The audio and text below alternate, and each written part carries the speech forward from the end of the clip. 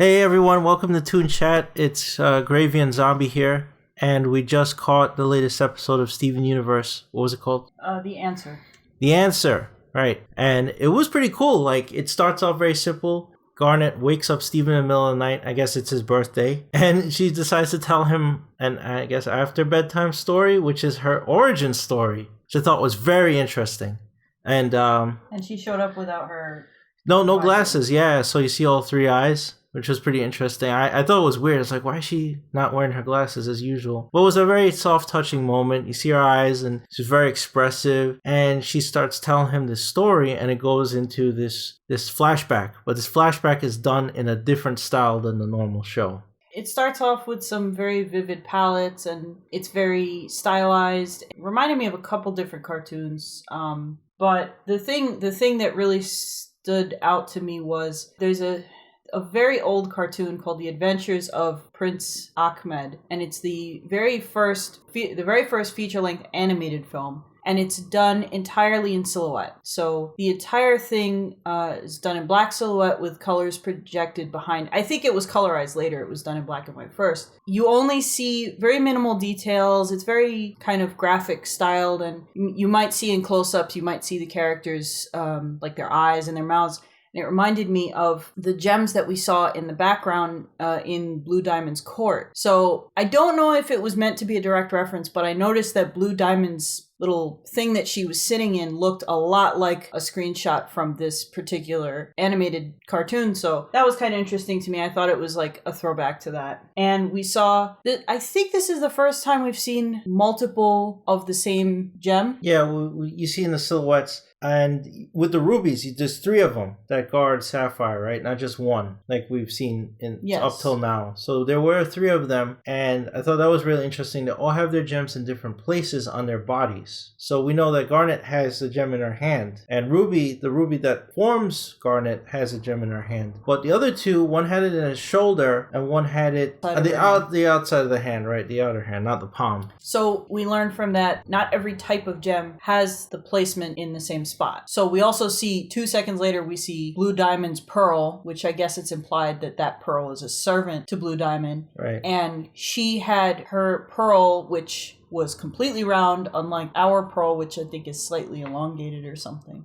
Now I'm curious, they covered the eyes of her pearl, yes, right? The hair came down over the eyes. I wonder if the pearls are supposed to have no emotions. They're like robotic. So maybe they don't have eyes either. Maybe there's just white eyes, you think? Or, yeah, I think they're meant to be robotic. Or maybe they're not supposed to look at people of higher, or gems of higher rank than them. There's definitely a hierarchy going on in gem society, because we see it first when the three rubies are goofing around and one of them bumps into Sapphire. Everybody gasps, everything stops. And she apologized and profusely, like she was going to get punished, and Sapphire forgives her and everybody moves on. But that was a very telling thing to what happens later in the episode, where, well, we'll get to that in a second. Well, I did want to point out that the Blue Diamond's pearl, she was colored, she had more of a blue palette herself, and her pearl was placed over her heart, like kind of like amethyst.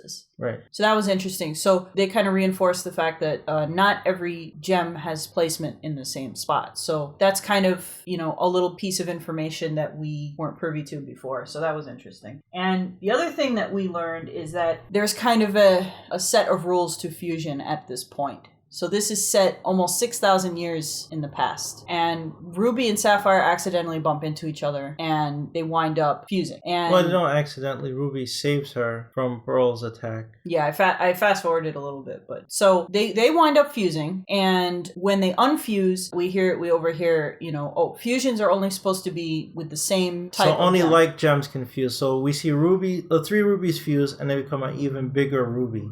There's no variation in them. It just looks like ruby, just gigantic. Yes. And I guess that's how this society works, that like gems fuse. So only rubies fuse together, only maybe diamonds fuse together or whatever. And it's frowned upon heavily that two different gems fuse together, especially if they're not in the same class. Yeah, it goes along with the hierarchy thing that, Yes, because Blue Diamond specifically says when Ruby apologizes, that how dare you fuse with someone from my court, right? She said that, and it's like very telling how their society works. The other thing I thought was interesting is that when Sapphire approaches Blue Diamond, she says, "My diamond." She prefaces what she's going to say with my diamond. We know that there's more than one diamond. Right. We know that there's blue and yellow and I think white at this point. It's more like it's like addressing royalty. Like you say my king or my liege or whatever. I think that was the idea. That also implies that there's more than one. Right. Well, we know there's more than one. And we don't know what the diamond's relationship is with each other. Do they rule over different parts of the homeworld? Do they rule together? We don't really know how that works yet. Because we still haven't seen Gemworld or Homeworld. We have not seen Homeworld. So, so they wind up fusing. And so we see Garnet chronologically for the first time. And the first time they become Garnet, her fusion's kind of like messy. Like looks like Go-Gurt. It looks like the Trix yogurt. Trix yogurt, yeah. She's like blue and pink, sort of. Really bright. Like, not the Garnet we know, and we've seen the episodes. She looks like a mess. Yeah. But she looks like a well-formed person. Her body is the same as her colors that are off. Her colors in her outfit. Her hair is half and half. So it almost kind of gives away that she's not sure of what's going on. She's not confident. Mm-hmm. It's kind of like, oh, this just happened. Even one of her feet is bare. Like, that's right. She's just kind of a mess. So the court is like flipping out, like, you're not allowed to fuse. What is this? And then Sapphire, well, they say Blue Diamond says she's gonna destroy Ruby. Yeah, she'll be broken. I think this is basically the death penalty. For what she did, her penalty is death. And Sapphire just grabs her and jumps off. They were on a cliff or something. They just jump off onto the ground. And we know that they're on Earth, like it's told to us later. But basically how this all came about was Rose and Pearl, the Pearl we know in the show, attack this camp. And Pearl is badass. Like Pearl started slaughtering other gems right then and there. And the other two rubies. I think Pearl was much colder at the time. She was much more... She was a soldier. Yeah. She was cold and calculating, and the only thing she really cared about was Rose. It reinforces why Pearl was so attached to Rose, because they were kind of just in it together. They were kind of in there. I mean, we don't know if they were the only rebels, but it's kind of heavily implied that they're the only two. Right. Maybe they start and then they acquire, like we see in this episode, they acquire Garnet, right? And then, whatever happens later, they find Amethyst or however that comes about. I think the implication is that they gradually assembled some kind of army or something. We don't know because we haven't seen particulars yet. So Ruby and Sapphire flee after Rose and Pearl back off. Rose sees the fusion and is like, let's go. She sees something in that fusion that makes her want to leave them alone. So they back off. And Ruby and Sapphire unfuse and take off because they're basically being threatened with death, or at least Ruby is. So they take off and they kind of, get to know each other a little better, and they start wandering around the earth. And, I'm not sure how far they go or where they're at because it's kind of nondescript. But it's interesting how graphic the backgrounds are. The show definitely had a different look this episode that was very intentional. Everything had a dreamy kind of look to it, but once they get to Earth, the backgrounds got really graphic. Yeah. So they kind of had a Robin Hood reference, a Disney's Robin Hood reference with the scene with the fireflies. Yeah. I was like, I personally thought that's what that was. So they refuse after a while, and then they bump into Rose. No, they bump into Pearl. Well, they bump into Pearl, and by extension, Rose. Pearl seems like she was ready to kill them, and then Rose told her to stop. And it's interesting. One thing I thought was really interesting was Garnet says to Rose, "Aren't you upset with me?" or "Don't I upset you?" or something to that effect. And Rose goes, "Who cares how I feel?" And I thought that was really telling of her character, that she is a very selfless, caring kind of character, whereas the court and Blue Diamond seemed really detached offended. And cold. No, they were offended. They were absolutely offended that they fused. Right. But Blue Diamond was very distant and royal and right. The hierarchy was in full effect there. And Rose was like, "Who cares how I feel? What's important is how you feel." So I thought it was an interesting kind of contrast to what we saw in the court. The court is as close as we've seen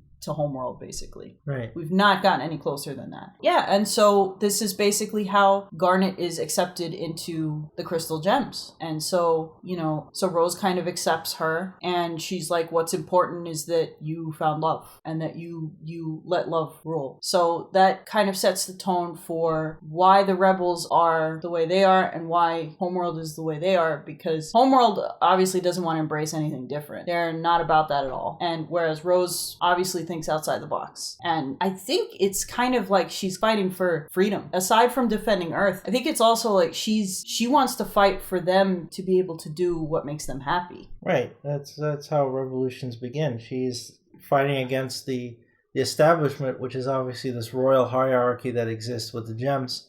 And she's not into that stuff. And also the gems, obviously, the way their class structure works, they look at Earth as just a colony that they can use and destroy at their will. They're above, humanity and the needs of the planet, right? They just use it, and then whatever happens. They don't care. And Rose kind of like the Borg. Well, they're taking over. Yeah, and we don't know everything because there's the kindergarten and all that stuff. And nobody were using the Earth for something that was nefarious. There's the cluster stuff that is the current story arc.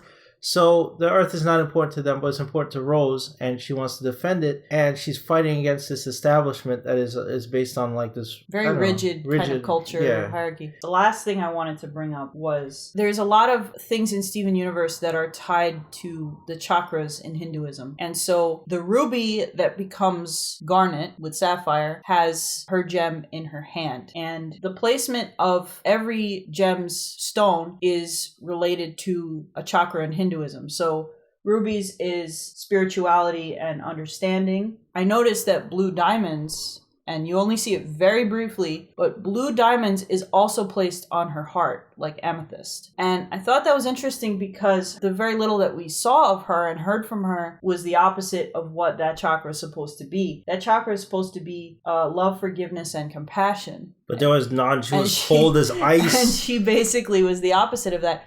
So I don't know if that could mean two things. Either we haven't seen enough of her to see the rest of her personality, or the same way that not every gem has their stone placed in the same spot, I'm wondering if not every gem reflects their chakra, the symbolism of their chakra. Maybe some of them are the opposite. Maybe. We don't know. I mean, we've not seen Yellow Diamond. That's who the current antagonist is, right? That's the looming doom that's coming, is the cluster that they're going to try to stop, and also Yellow Diamond. Right.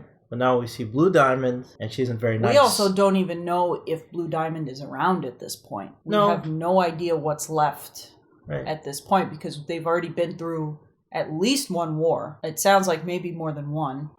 We got a few interesting tidbits in this episode that I think will come into play later, because one thing that the show is very good at doing is releasing a little bit of information at a time and adding on to what we already know. I think at this point, every single episode adds a little bit to what we know. Yeah. Even the episodes that seem like they're just filler. There's really no filler episodes. I mean, people were saying how, there were episodes, especially in the first season, that people thought were throwaway episodes, and even they had little tidbits of things that came into play later that at the time didn't seem important. So I think from here on out, we still have a lot of episodes left this season, and I think from here on out, everything we see is going to be majorly important. Right. It's either going to build on the current storyline or fill in gaps from the past. They could do a week of just flashback episodes at this point and just fill in the blanks. I mean, we haven't seen the war. We haven't seen Homeworld. There's a lot of stuff we haven't seen. Orange and with the kindergarten, I would like to see what was happening when the kindergarten was active. Right. Would like to see the war. Would like to see. I mean, there's a lot of stuff we could go. Like Steven's birth, right. We don't know what happened to Rose afterwards. They said that she died or she became him gave or up something. Her form. Yeah. Well. It's kind of nebulous. I'd like to see how Rose and Pearl maybe met and kind of started this whole rebellion thing.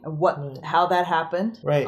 Didn't Peridot say that Pearl was defective also? Yes. They're all, the crystal gems are all outcasts in one way or another. Right. Pearl but is Rose defective. chooses to defect. Yes. She's not defective. Yes. But Peridot flat out said that Pearl was defective. Pearl is defective. Amethyst is a quote-unquote runt. She's not what she's supposed to be. She's supposed to be giant. And Garnet's a fusion, which apparently Homeworld still looks down on. If you fuse outside of battle, it's considered to be like weird and frivolous. And well, also I remember the first time we heard that was when Jasper showed up. Yes. And she saw Garnet and insulted her. Yes. It's like, oh, it's disgusting, you know, like she reacted only like, weak gems fuse. It's for battle only. Right. Well, you could tell Jasper's a soldier. Like Amethyst and her are supposed to be soldiers, right? And they don't need anyone else. They're probably supposed to be similar size and build. Yeah. So yeah, it'll be interesting to see what we get the rest of the week. Usually when they air a week straight, 5 episodes in a row of episodes, we get some really heavy stuff. We get some important information. So we'll see what the rest of the week is going to bring. But I'm excited that it's back. We've had like the show's been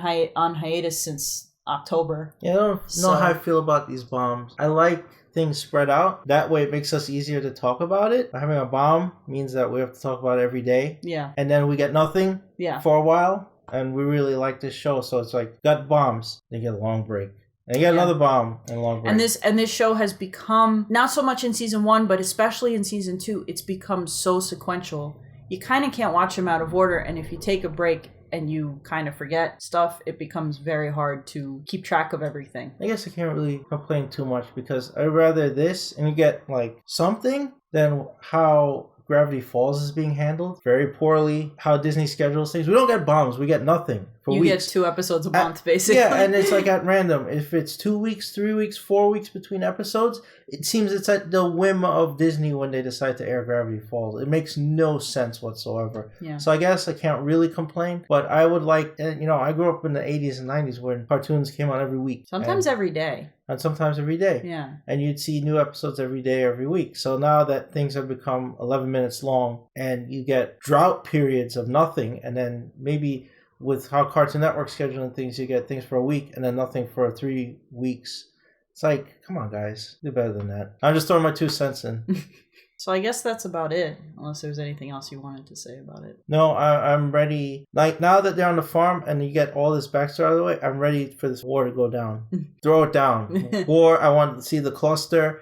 Finally, I want to see Yellow Diamond. I want my epic anime fight. You know, that's round 2. This episode was super anime influenced for sure. I'm kind of hoping that Jasper shows back up because that's unresolved. I think she will. Jasper and Lapis are unresolved. Peridot showed up again, so I think they will too.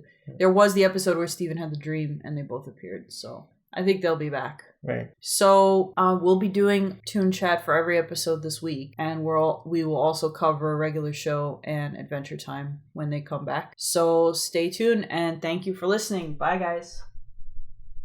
All right, guys, thanks for listening. And if you like the video, please like us down below, give us a big thumbs up, and subscribe if you want to hear more. We'll be doing more Toon Chat, and we also have other shows like Toy Quest, and we'll be discussing some video games and movie stuff soon. We have our Star Wars Force Awakens spoilery review up if you like that.